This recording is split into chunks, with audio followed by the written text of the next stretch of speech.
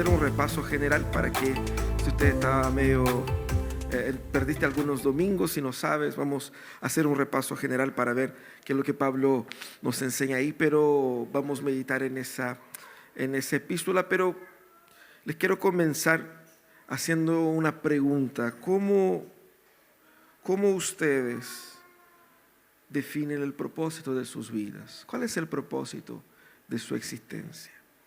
¿Hacia dónde está centrada la existencia de su vida? ¿Hacia dónde apunta su vida? ¿Qué estás haciendo con los años que Dios te ha dado? ¿Qué estás haciendo con las oportunidades que Dios te dio? Con los dones que Dios te dio. Sobre eso vamos a conversar.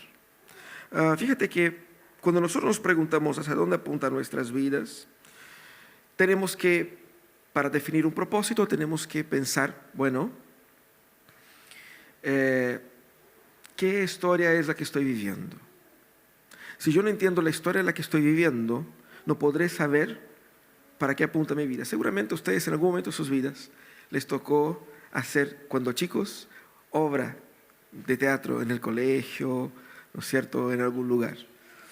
Y seguramente te tocó un rol, un papel, ¿cierto? Que no sea el de árbol, ¿no?, que está ahí así, sino que un rol con algunas líneas para memorizar. No sé si ahí en el colegio se están preparando algo para el fin de año, qué sé yo, pero seguramente ustedes ya vivieron, ya fueron ahí partícipes de una obra. Y una obra, su rol en esa obra, su objetivo en esa obra es desarrollar ese personaje, pero ese personaje solo tiene sentido si uno entiende qué historia está contando ahí. Si entiendes la historia completa, entenderás mejor tu papel. Lo mismo pasa en un partido de fútbol, hablemos de fútbol, ¿no? Cada jugador tiene una función, pero en la medida en que el jugador es más consciente de la función de los demás, hacia dónde apunta el gol, cuál es la estrategia que el entrenador propuso, mejor él desempeñará su rol en específico. Y hay muchos casos de jugadores que nosotros ni siquiera nos percatamos de ellos en el partido, porque uno se percata de los arqueros y de los delanteros. A veces hay algunos jugadores que pasan piola y de repente vienen los comentaristas y dicen, fulano jugó un partidazo. Y uno ni se acuerda de ver el fulano jugando. ¿Por qué? Porque cumplió un rol estratégico. Un rol que el entrenador le dijo que cumpliera. De tal manera a que su rol, al ser cumplido de esa manera, ayudó al equipo a ganar. Lo mismo pasa con la vida. ¿Cuál es la historia en la cual nuestras vidas están? Ese es el punto. Cuando nos preguntamos a nosotros mismos a dónde apuntan nuestras vidas, cuál es el objetivo de nuestra vida, la mayoría de nosotros podrá decir que el objetivo de nuestra vida es, de cierta manera, llegar a la vejez con su casita, su familia, que los hijos estén bien, estar tranquilos. Y ese estar tranquilos termina siendo la razón por la que trabajas, la razón por la que te casas, la razón por la que haces todo lo que haces. Porque tu objetivo en la vida es estar económicamente y también físicamente en buenas condiciones. Estar bien, estar despreocupado. Ese termina siendo la meta, el objetivo, la razón por la cual la gente vive. Para buscar una vida acomodada, para buscar una vida tranquila. Pero fíjate que dentro de nuestra cultura individualista secular, nosotros lo que vemos es que los objetivos que cualquier persona sin Cristo tiene, termina siendo muy parecido con los objetivos que mucha gente con Cristo también tiene. En esa cultura individualista secular en la cual nosotros vivimos, lo que nosotros hacemos es utilizar a Dios como un instrumento para realizar mis objetivos. Los objetivos los puse yo. Y Dios es el instrumento para hacerme cumplir los sueños. Yo instrumentalizo a Dios para que yo pueda tener una mejor casa, una mejor salud, una mejor calidad de vida. ¿Qué es lo que nosotros necesitamos aprender entonces con el apóstol Pablo? Necesitamos aprender que primero, el objetivo de mi vida no debe ser definido por la cultura en la que vivimos. El objetivo de mi vida está escrito en las palabras de Dios. Pero también yo aprendo con la palabra de Dios, como dice el apóstol Pablo, primeramente, ¿cuál es la historia en la cual nosotros estamos viviendo? ¿Cuál es la historia que nosotros estamos como seres humanos construyendo acá? ¿De qué se trata la vida? ¿Hacia dónde apunta la vida y todas las cosas?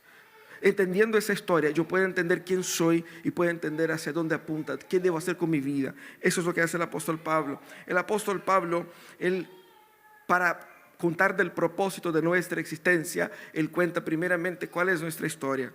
Y esa historia comienza con la historia de la redención. Es la historia en la cual Dios gobierna y ordena todos los eventos para que esos eventos conduzcan a un propósito que Él determinó. Y luego nosotros, viviendo dentro de ese propósito, podemos encontrar plenitud por medio de la obra que Dios ejecutó por nosotros. Vamos, esa carta tiene dos partes. La primera parte cuenta cuál es la historia de Dios y quiénes somos en esa historia. La segunda parte nos va a contar cómo vivimos entonces, qué hacemos con nuestras vidas. Eso es lo que hace el apóstol Pablo y eso es lo que él nos ayuda a hacer ahora en ese momento, a responder esa pregunta: ¿cuál es el propósito de la vida? Para entender el propósito de nuestras vidas necesitamos entender tres cosas. Lo primero que tenemos que entender es la historia en la que estamos, la historia de la redención. Pablo, capítulo 1, versículo 4, dice: Dios nos escogió en Él antes de la creación del mundo, para que vivamos en santidad y sin mancha delante de Él. Dios estableció desde un principio, antes de la creación, el para qué nosotros debemos vivir. Para entender el propósito para el cual yo existo, tengo que preguntar al que me creó, porque Dios te creó con un propósito. Pero el propósito para el cual Dios te creó está en el marco de la historia que Él escribió. El problema es que todos nosotros, por definición, por tendencia, nos hemos comprado una historia diferente de la verdadera historia del mundo. Puede ser que haya pasado con alguno de ustedes, ojalá que no. Quizás con un amigo, ¿cierto? Que se pasó de copas, tomó demasiado y quedó todavía despierto pero inconsciente, haciendo cosas que en el día siguiente no se va a acordar. Ese estado en el cual está este ser humano, inconsciente de su propia borrachera, pero todavía despierto y haciendo llamadas a personas a quien no debe llamar, haciendo bromas que no debiera hacer. Todo ese estado es como un estado fuera de sí, ¿cierto? Después uno va a decir: yo no me acuerdo de nada, yo no estaba consciente de mis acciones. Pero fíjate que eso sirve como una metáfora para explicar el impacto del pecado en nuestras vidas. Porque ¿qué es lo que provocó el pecado? El pecado produjo una otra historia, una otra narrativa, una otra definición de quiénes somos. ¿Qué es lo que hizo la serpiente con Eva? Vino con un cuento. ¿No es verdad que la cosa es más o menos así, así, así?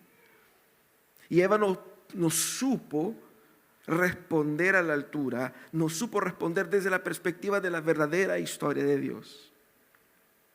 Y desde entonces la humanidad ha vivido en esa historia fantasiosa, mentirosa, y en esa historia, así como allá en Eva, nosotros somos el centro. Si tú te preguntas cuál es el objetivo de tu vida, lo primero que vas a pensar es en ti, en mi vida, yo. Cómo yo me siento, qué es lo que yo quiero, cómo lo paso, cómo voy a estar yo, cómo no voy. Después voy a pensar en los míos. Cómo va a estar mi familia, cómo van a estar mis hijos, cómo va a estar mi mujer, cómo va a estar mi casa, mis cosas. Pero todo está centrado, toda nuestra historia está centrado en el yo. Mi vida, mis cosas, mis deseos, mis sentimientos, yo. Pero eso no es la verdadera historia en la cual nosotros vivimos. Pablo aquí, cuando para explicar quiénes somos, él comienza hablando de que Dios en la eternidad estableció un plan. y a este plan Él nos incluyó. Pero es un plan, fíjate que Él dice, Dios nos escogió en Él antes de la creación del mundo. No es un plan que Dios decidió para ti como una reacción de tus acciones. No es reactivo, es propositivo, es definitivo. Dios es el que estableció, antes de que nosotros existiéramos, Él estableció un propósito para ti. No se trata de ti, se trata de Él. Es el plan de Él, es el propósito de Él. De eso se trata acá. Fíjate que Pablo no presenta de una forma reactiva, él presenta de una forma propositiva y muestra que esa historia en la cual nosotros estamos no fue ni escrita por nosotros, ni definida por nosotros, ni concretada por nosotros. Nosotros estamos viviendo y estamos desarrollando cosas y tomando decisiones y viviendo la vida momento tras momento, pero ¿quién controla la verdadera historia? Es Dios. Y eso es lo que tenemos que entender. El mundo en el cual nosotros vivimos es gobernado por Dios. En todos los aspectos. Esa es la verdadera historia de la humanidad. Esa es la gran historia de Dios. Y nosotros hemos sido incluidos en esa historia por su gracia y misericordia. Él nos quiso salvar, Él nos quiso redimir. Y al ponernos en esa historia, como en una obra, al ponernos en esa obra, nos dio un rol, una función, un papel. Y cuando nosotros desarrollamos esa función de la manera como Dios diseñó, nosotros encontramos la realización plena, porque para ese rol fuimos creados. Así desarrollamos nuestro pleno potencial. De eso se trata. Tenemos que entender la historia para entender cómo debemos vivir. Tenemos que conocer la historia de Dios y entender que esa historia no es una historia religiosa, no es una historia que los creyentes creen, no. Es la historia de la humanidad que se impone definitivamente por sobre todas las personas, por sobre las culturas, por sobre los gobiernos, por sobre las fuerzas de poder del mundo. Es Dios quien controla el futuro. Y nosotros debemos entender nuestro rol en esa historia. Ese propósito apunta a nuestro destino, es vivir completamente, como dice aquí el texto, nos escogió ¿para qué? Para que vivamos en santidad y sin mancha delante de Él. Dios nos llamó, nos puso en un rol de perfección. ¿Qué significa santidad? Uno lo va a tomar de una forma moralista, así como que bien pesado, así como que no, debo maltratarme a mi propio cuerpo para... no es eso. ¿De qué se trata aquí? Cuando Dios dice que nosotros fuimos creados para vivir en santidad y para vivir con Él, en la presencia de Él, lo que Dios está diciendo es que tú fuiste creado para poder compartir por la obra redentora de Cristo de la misma perfección de Dios. Perfección, estamos hablando de los aspectos del carácter, de la forma de ser, de pensar, de la pureza y de la perfección de Dios mismo. Entonces, cuando nosotros vemos acá, vemos que todo lo malo en nuestra historia, todo el sufrimiento en nuestra historia es resultado del pecado. Es resultado del pecado, es resultado del pecado. Toda mala decisión, no solamente en tu vida, sino que en la vida de las personas que te afectan a ti, es consecuencia y es obra del pecado. ¿Qué es lo que Dios dijo acá? Dijo que nosotros fuimos creados para que en el futuro vivamos sin no solamente el pecado habitando en nosotros, pero habitando en su presencia vivamos en un contexto donde todo el sufrimiento provocado por el pecado dejará de existir. Para allá vamos, esa es la meta. Y debemos entender que estamos en ese proceso, en esa historia. Para allá Dios nos llamó. La meta de tu vida no es perder 5 kilos el próximo año, no es conseguir un mejor empleo, no es pagar tus deudas. La meta de tu vida no es tener una mejor casa, un mejor auto, una mejor carrera. La meta de tu vida no es casarte o tener hijos. ¿Cuál es la meta de tu vida? Dios puso acá que la meta soberana de tu vida fue definida por Él en su historia. Tienes que entender qué historia estamos viviendo para entender qué hacer con nuestras vidas. Porque mañana ustedes se van a levantar a trabajar. ¿Para qué? ¿Qué están buscando? solo llegar al fin de mes? ¿Es eso lo que Dios quiere para ti? ¿Vivir para pagar cuentas y llegar al fin de mes y sobrevivir y envejecer? Debemos entender la historia que Dios está escribiendo. Es interesante porque si queremos entender esa historia, primero debemos leer la Biblia. Y leer la Biblia no como una cajita de promesas, sacando versículos de distintos contextos, sino que debemos leer la Biblia con una perspectiva, con una apertura, con una comprensión de que ella está sanando mi corazón y mi mente. Ella está quebrantando y destruyendo todas las mentiras en las cuales yo he creído. Mentiras sobre mí, mentiras sobre el mundo, mentiras sobre mi familia, mentiras sobre la iglesia. Ella va quebrantando todo eso. Yo necesito de la Biblia como un elemento sanador, restaurador, purificador para mi corazón. Debo leer la Biblia de forma sistemática, consistente, buscando en las Escrituras escuchar la voz de Dios, tener comunión con Dios, descansar en la gracia de Dios. Si estás con el corazón afligido, agobiado, no sabes qué decisiones tomar, la palabra de Dios está ahí. Si necesitas la palabra de Dios para tranquilizar su mente, su corazón, ella está disponible. La tenemos en nuestro idioma, en distintas versiones, en un lenguaje más fácil, más entendible. Ella está disponible para ti. Tú tienes que leer la palabra de Dios para encontrar en la palabra de Dios la historia que Dios tiene para ti. Eso es lo primero. Lo segundo que debemos hacer es entender cómo esa historia funciona.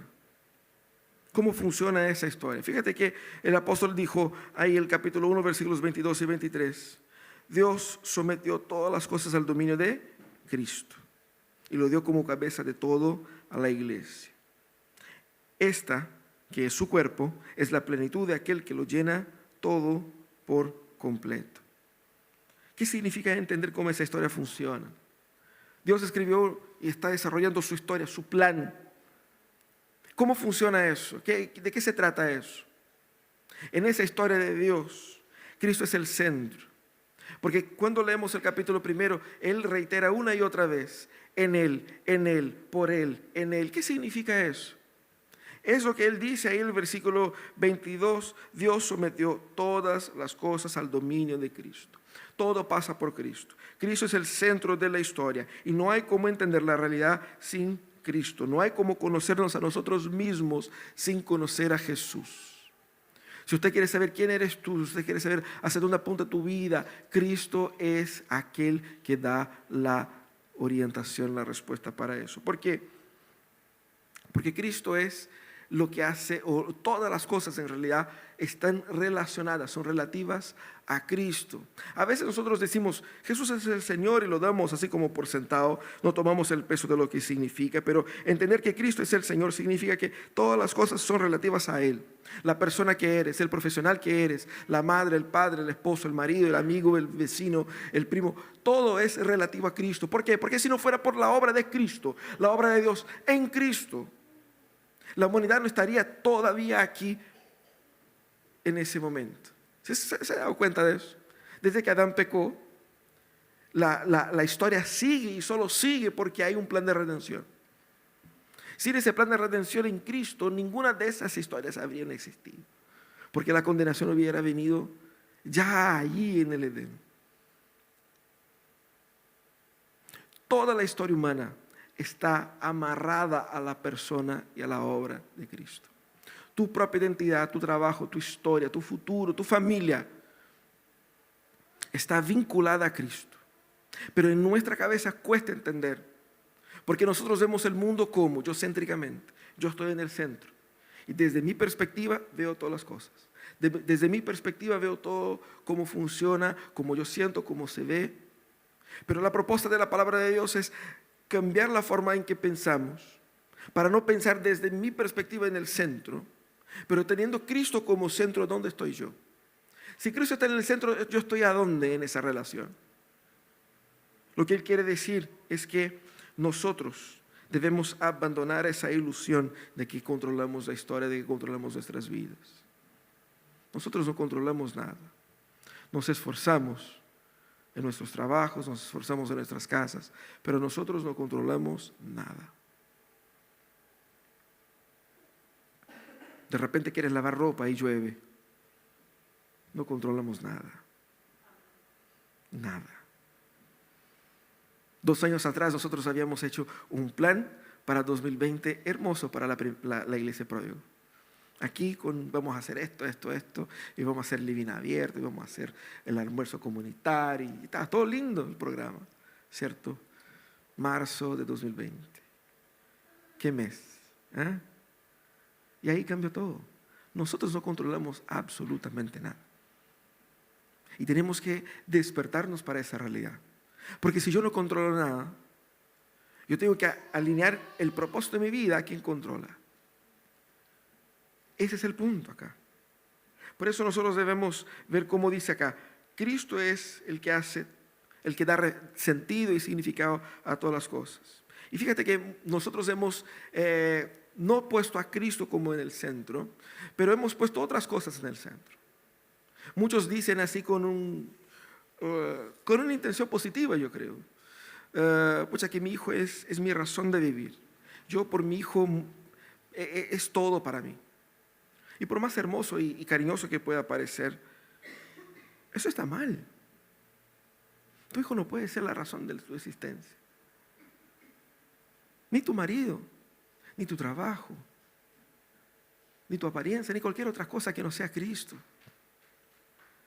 Porque Jesucristo mismo dijo ahí en Lucas 14, 26, si alguno viene a mí y no sacrifique el amor de su padre, de su madre, a su esposa, a sus hijos, a sus hermanos y hermanas, y aún su propia vida, no puede ser mi discípulo.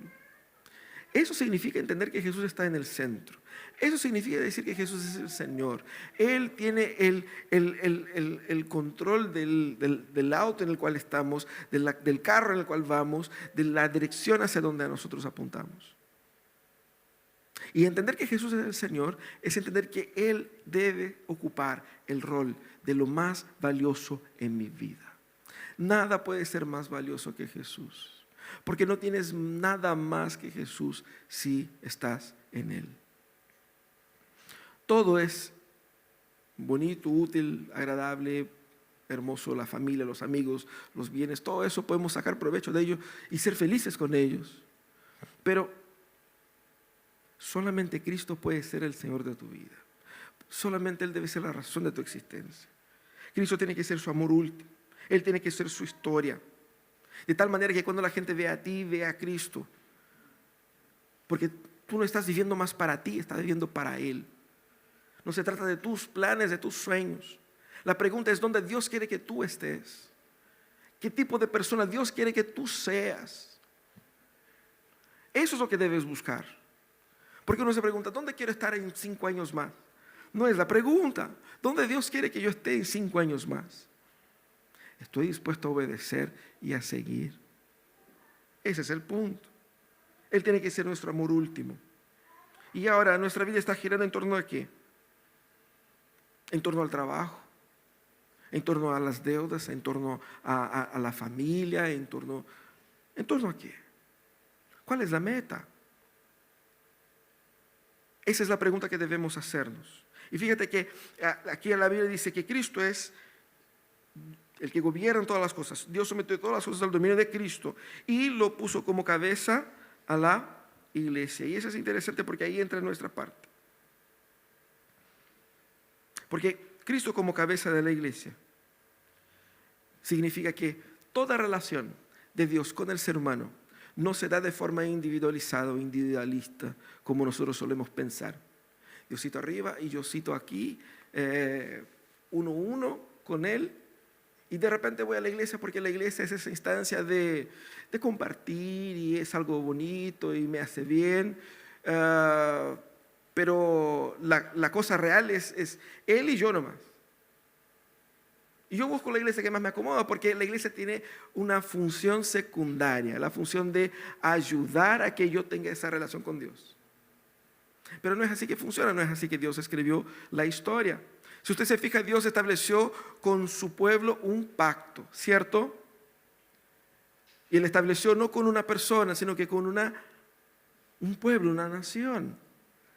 Está bien, fue con Abraham y Abraham estaba solito, pero ¿qué es lo que Dios prometió a Abraham? Hacer de él un pueblo y ser Dios de este pueblo. Y vemos pueblo durante todo el Antiguo Testamento, y llega Jesús y comenzamos a ver iglesia. Nosotros, nuestra cultura contemporánea ha individualizado el Evangelio para hacer con que tú pienses que el Evangelio se trata solamente de ti, en tu casita, con Dios arriba, y la iglesia es un aporte a eso. Pero no es verdad. La iglesia es el plan de Dios, es por medio de la iglesia que la redención se manifiesta. Cristo es la cabeza de la iglesia, Él está vinculado a ese organismo. Es decir, Dios te llamó, Dios te eligió, Dios te salvó, y al salvarte a ti, Él te incluyó en una familia, en un cuerpo, en una comunidad, en una iglesia. Por lo tanto, no puedes lograr la meta para tu vida fuera de la iglesia. La iglesia no es un club solamente que nos ayuda en nuestras luchas personales. No. La iglesia es la manifestación del plan de Dios. En ella nosotros desarrollamos nuestros roles en la vida. El propósito de tu existencia no puede estar apartado del propósito de Dios en la iglesia. Tenemos que cambiar la manera como entendemos la iglesia, porque la manera como la palabra de Dios presenta a la iglesia, la presenta como algo mucho más sublime y mucho más relevante de lo que nuestra cultura trata de poner. No somos un club de barrio, no somos un Rotary Club, no somos como una ONG que tiene buena onda y que tiene buenas intenciones. No, la iglesia es el medio por el cual Dios está redimiendo el mundo, transformando la historia, donde Dios está trayendo su reino por medio de la iglesia, en la iglesia. Y nosotros no podemos tener una relación plena con Cristo fuera de la iglesia. Debemos encontrar nuestro propósito personal, no individualizado, sino que personal, en derrotar en nuestros corazones, en nuestras mentes, el ídolo individualista que propone una relación utilitarista con Dios. Yo uso a Dios para que Él realice mis sueños. Esa es idolatría. Lo que Dios quiere es que yo abandone mis sueños y siga los planes de Él, los proyectos de Él. Pero los proyectos y los planes de Dios están en la iglesia. ¿Por qué? Porque es en la iglesia donde Dios va a sanar mi corazón por medio de la relación con mis hermanos. Es en la iglesia donde Dios va a reconfigurar mi mente, me va a confrontar en donde yo debo ser confrontado. Es en la iglesia donde voy a servir. Es en la iglesia donde voy a amar. Es en la iglesia donde Dios derrama su amor por mí. Y es por medio y en la iglesia que nosotros somos instrumentos de Dios para llevar ese amor y esa gracia a todas aquellas personas que Él quiere salvar. Porque al fin y al cabo, esa cultura individualizada de la relación con Dios es profundamente egoísta. Yo quiero Dios para mí, porque si yo tengo Dios solo para mí, en una relación privada con Él, no solamente no necesito del otro, pero tampoco me importo con el otro. Dios quiere tener una relación contigo en la cual la relación contigo sea una relación que genere en ti ese mismo amor que Él tiene por su pueblo. Porque si decimos que Cristo es el Señor, que Cristo es Rey, si hay Rey hay reino, si hay Rey hay súbditos. De eso habla la palabra de Dios. No puedes entender tu historia fuera de esa relación con Dios. ¿Qué implica eso? Primeramente, examina tu corazón. ¿Cuál es el amor más grande que tienes en tu vida? ¿Cuál es tu preocupación que te domina, que te quita el sueño? ¿Qué es lo que, hacia dónde apuntan tus acciones? ¿Con qué gasta tu dinero? ¿Cómo vives? ¿Cuál es la pasión última de tu corazón? Eso con que sin esto tu vida se acaba. Tenemos que ser confrontados ahí, porque cuando encontramos cualquier cosa que no sea Cristo, encontraremos un ídolo. Y podemos estar utilizando Dios para adorar nuestros ídolos. Pero también repiensa tu relación con la iglesia. El plan de Dios para ti está en la comunidad. Tenemos que salir de esa relación de consumo de la fe, que yo uso la iglesia y me uso de la iglesia, de los bienes que ella me puede proveer, así como un insight para la semana, una vida espiritual mejor. No. La iglesia es ese ambiente que nosotros construimos. El hecho de que Dios te haya puesto en la iglesia significa que Él te puso ahí para construir algo, para trabajar en algo, para servir, para aportar a otros, para importarse con otros. Es por eso que el apóstol Pablo va a decir más adelante, el capítulo 5, que debemos someternos unos a los demás, unos a los otros. ¿Por qué debemos someternos unos a los otros? Eso es iglesia. Déjate de preocuparte contigo como que si tú fueras el centro del mundo. La iglesia es ese ambiente donde estamos construyendo, y a veces tenemos una idea utópica de iglesia como que debe ser un lugar libre de pecado, claramente debemos luchar contra el pecado, pero la gente que llega a la iglesia llega con traumas, con dolores, con angustias. Todos nosotros estamos sufriendo y estamos siendo tentados y atacados por Satanás todos los días.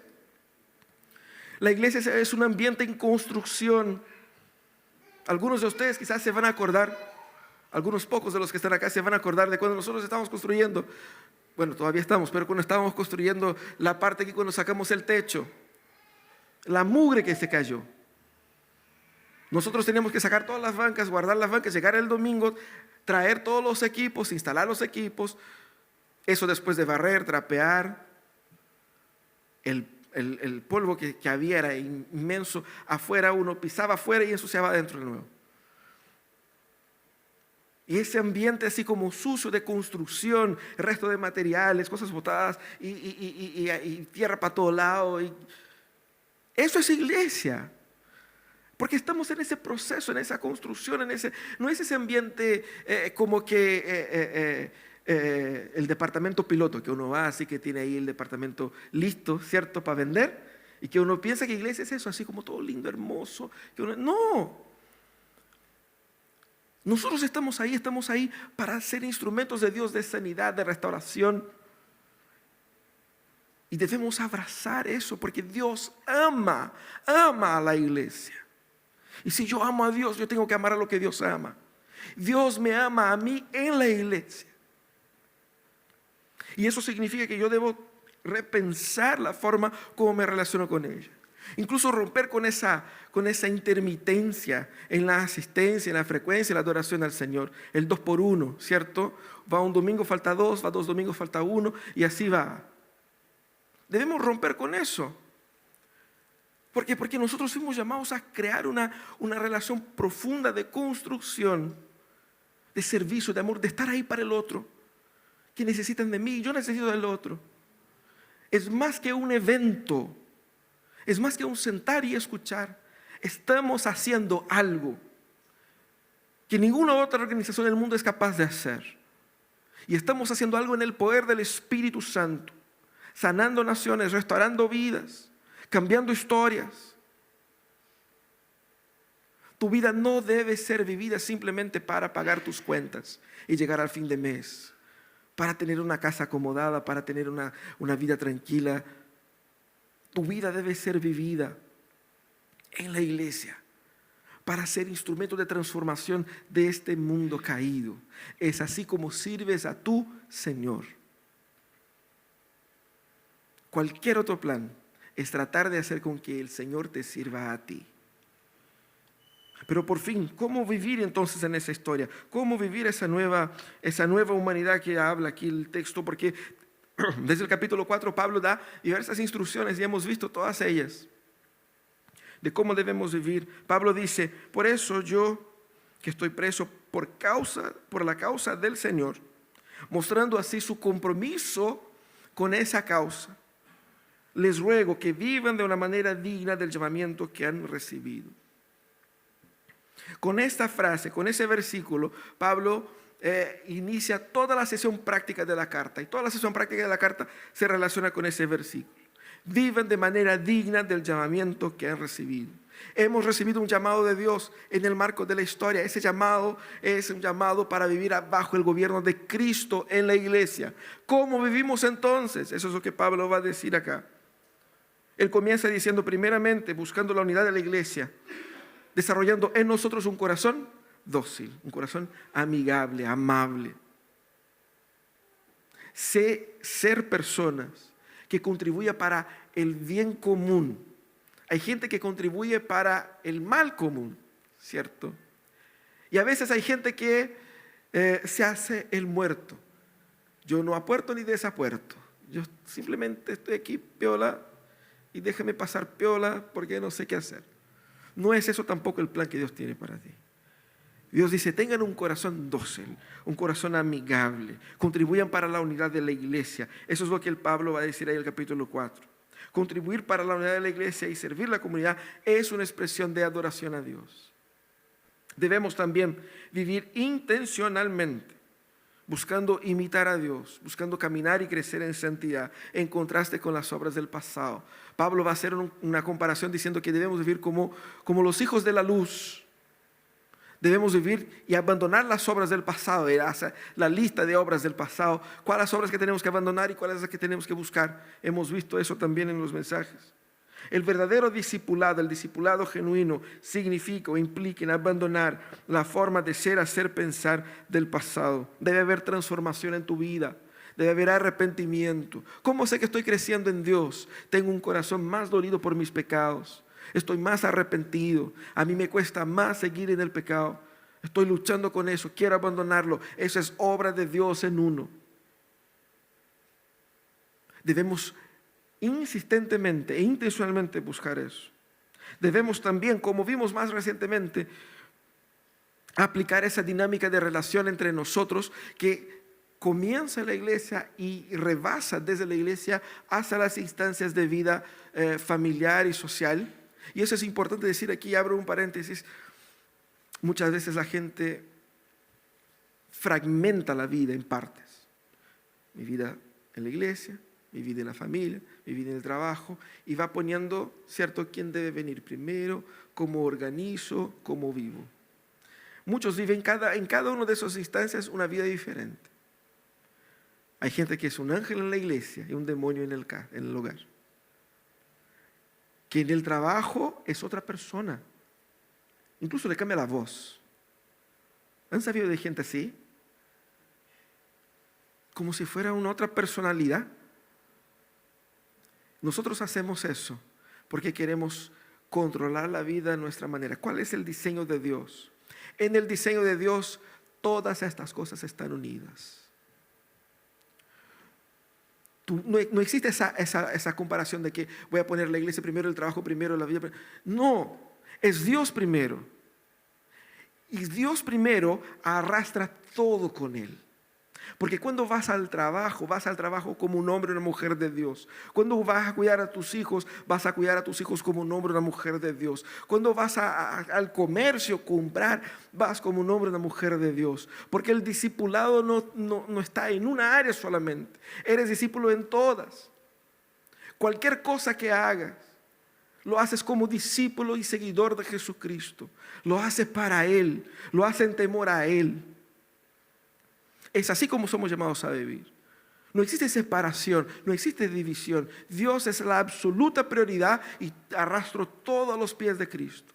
Mi familia, mi trabajo, mi entretención, mi agenda, todo es arrastrado ahí. Porque todo es definido por la idea de que yo soy discípulo de Jesucristo. Es así como aplico la dinámica orgánica de servicio en la familia, en el trabajo. Porque no quiero luchar con mi esposa para saber quién tiene la razón, quién es el que está en lo correcto, quién gana, quién tiene los derechos de qué. No. Como discípulo de Jesús, mi deber es servir, es amar, es cuidar, es preservar. En la casa, en el trabajo, en la sociedad, en el mundo, en cualquier lado. Eso es lo que debemos entender y eso es lo que Pablo pone. Y Pablo termina. Algo de lo que vamos a hablar con más detalle la próxima semana, hablando de que nosotros estamos realmente en una batalla espiritual. Y debemos estar preparados para eso. Debemos entender que el Señor nos ha amado, nos ha salvado, nos ha restaurado, nos ha dado su Espíritu Santo, pero nosotros vivimos en un mundo caído. Y nosotros todos nosotros, estamos ahí día tras día, siendo tentados, afligidos, agobiados por las estrategias malignas de Satanás. Uno piensa que cuando se habla de Satanás, uno piensa que se te va a aparecer el demonio en el cuarto y cosas así. No, es mucho más sutil. Son ideas que parecen muy correctas, que tienen para ti todo sentido, que no le hace daño a nadie y que no, y todos los están haciendo, y no, y yo creo que es así, y se van entrando mentiras. Mentiras sobre lo que eres, mentiras sobre cómo entiendes tu proceder, cómo debe ser la iglesia, la vida y el mundo. Vamos a hablar sobre eso la próxima semana, pero debemos entender que para vivir esa historia yo tengo que estar consciente de que estoy en una batalla espiritual. ¿Cómo debemos vivir entonces? Primeramente, recuenta tu propósito en la palabra de Dios. Nosotros con los hombres estamos estudiando hace algunas semanas ya una serie de estudios que presenta la gran historia de Dios. Y quizás por verse así como saltado una semana tras otra, uno pierde la noción de la idea como un todo. ¿Cuál es el propósito de ese estudio? Es que entendamos la gran historia de Dios y nos entendamos a nosotros en esa historia. Reencuentra tu propósito en la palabra, porque ahí encontrarás el propósito para tu existencia. Segundo lugar, sométete al discipulado de Jesús. De verdad. Es más que frecuentar cultos. Es someterte a Cristo y someter todas las cosas que están en tus manos a Cristo. Sométete al discipulado de Jesús. Sé un instrumento de la unidad. Apasionate por la comunidad de Jesús, por la iglesia de Jesús, por lo que Cristo está haciendo. Preocúpate de los hermanos que no vienen. Llámalos. Oye, ¿qué te pasa? ¿Cómo te puedo ayudar? Preocúpate, como hemos visto ahí también, ¿no es cierto?, de aquellos que no conocen a Jesús, que están ahí por las calles, que están ahí perdidos por ahí. Tus compañeros de trabajo, ora por ellos, por la salvación de ellos, para que se conviertan, para que lleguen a Jesús, tus parientes. Eso es ser discípulo de Jesús, es querer lo que Jesús quiere, es amar lo que Jesús ama, es llenarte del Espíritu. Porque Pablo mismo dice acá, no nos embriaguemos con el vino, sino que llenémonos del Espíritu Santo. Pero uno va a decir, no, si yo no soy mucho del vino, yo soy más del pisco. O no, si yo no tomo, yo soy abstemio, no tomo nada, ¿cierto? Pero ahí podemos hacer el ajuste para que se entienda cómo Pablo quiso decir. No se llenes del orgullo, sino que del Espíritu Santo. No se llenes del rencor, sino que del Espíritu Santo.